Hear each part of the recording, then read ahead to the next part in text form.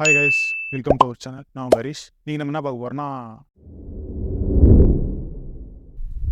WhatsApp நம்மளுக்கு ஒரு channel இருக்குது. அந்த சேனலில் வந்து டிஸ்கிரிப்ஷனில் இருக்குது. அதை வந்து நீங்கள் ஃபாலோ பண்ணிக்கிட்டீங்கன்னா உங்களுக்கு ஏதாச்சும் அப்டேட்னா நான் உங்களுக்கு டெக்ஸ்ட்டாகவும் கொடுத்துருவேன். ஏதாச்சும் என் ஃபேமிலியில் ஒரு மெம்பராக ஜாயின் பண்ணோன்னா நீங்கள் அந்த சேனலை வந்து நீங்கள் ஃபாலோ பண்ணிக்கலாம். கண்டிப்பாக அது யூஸ்ஃபுல்லாக இருக்கும். ஸோ ஃபாலோ பண்ணி வச்சுக்கோங்க. சர்வீஸ் பற்றி பார்த்துருவோம். என்னன்னா, B&O குளோபல் சர்வீஸ் இதுதான் ரீசெண்டாக பண்ணியிருந்தீங்க. அதாவது நீங்கள் SBO போர்ட்டலில் கூட நீங்கள் பார்த்துருப்பீங்க.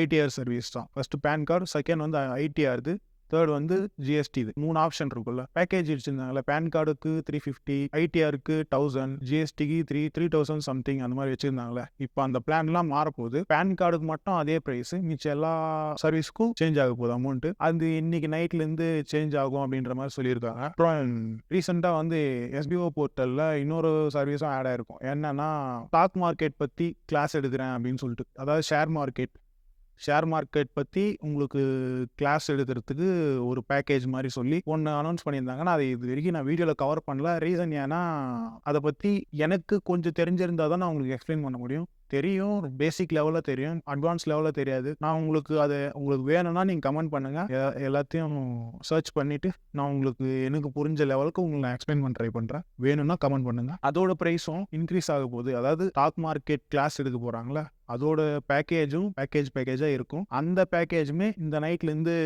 மாறப்போகுது அப்படின்ற மாதிரி அப்டேட் கொடுத்துருக்காங்க. நெக்ஸ்ட் என்னன்னா, SBOவில் இனிமேல் ஃப்ரீ ஜாயினிங் மட்டும்தான். எப்படின்னா, ஒரு பேக்கேஜ்னு இருக்கும், பட் ஃப்ரீனா அதுக்கு ஒரு அமௌண்ட்டு, அதுக்கு ஒரு சேலரி, அமௌண்ட் கொடுத்து ஜாயின் பண்ணால் இதுக்கு ஒரு சேலரி, அந்த மாதிரி தான் வச்சுருப்பாங்க. தவிர ஃப்ரீனா டோட்டலாக ஃப்ரீ கிடையாது. ஆனால் ஃப்ரீ ஜாயினிங் இருக்குது. ஃப்ரீ ஜாயினிங்ன்றது அனௌன்ஸ் பண்ணிட்டாங்க. பட் அதுக்கு சேலரி அதெல்லாம் எப்படி ரன் ஆகும், இது எப்படி மேனேஜ் பண்ண போகிறாங்க அப்படின்றதுலாம் இன்னும் தெரியல. SBO வரும்போது மட்டும் தான் தெரியும். அப்புறம் இதுக்கு முன்னாடி ஜாயின் பண்ணியிருப்பாங்கல்ல, காசு கொடுத்து ஜாயின் பண்ணியிருப்பாங்கல்ல, இவங்களுக்குலாம் மட்டும் அப்போ எப்படி, நாங்கள் மட்டும் காசு கொடுத்து ஜாயின் பண்ணோமே அப்போ எப்படி அப்படின்னு கேட்டால் அவங்களுக்குலாம் அமௌண்ட் ரீஃபண்ட் பண்ணிடுவேன் அப்படின்னு சொல்லிட்டாங்க. அது எப்போ நடக்கும் எப்படி நடக்கும்னு தெரியாது. ஆனால் ஃபுல் அமௌண்ட்டும் ட்ரான்ஸ்ஃபர் பண்ண முடியாதுன்னு சொல்லிட்டாங்க. அது GST பே பண்ணிவிட்டு அந்த 80% அமௌண்ட் தான் உங்களுக்கு நாங்கள் ட்ரான்ஸ்ஃபர் பண்ண முடியும் அப்படின்ற மாதிரி சொல்லிட்டாங்க. ஸோ நீங்கள் SBOவில் போட்ட அமௌண்ட் கவலைப்பட தேவையில்ல, வந்துடும். என்னைக்காக இருந்தாலும் வந்துடும். But refund confirm. இதுக்கு முன்னாடி வந்து ரெஃபரல் கொடுத்தாதான் சேலரி வந்து ஏற்றுவோம் அப்படின்ற மாதிரி சொல்லியிருந்தாங்க. இப்போ எக்ஸாம்பிள் எடுத்துப்போமே, ஒரு 2000 பிளான் எடுத்துப்போம். 2000 பிளான்ல வந்து 50 ரூபா சேலரி. இப்போ நான் ஒரு 5 பேர் சேர்த்து விட்டேன்னா ஒரு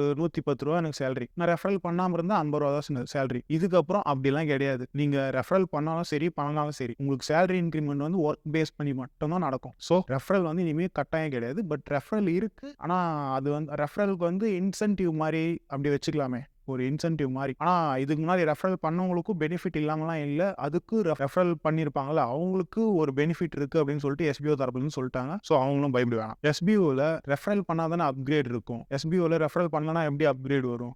அதுதான் ஒர்க் பேஸ் பண்ணி மட்டும் தான் அப்கிரேட் வரும். ஸோ நீங்கள் அப்கிரேடை பற்றி பயப்பட தேவையில்ல.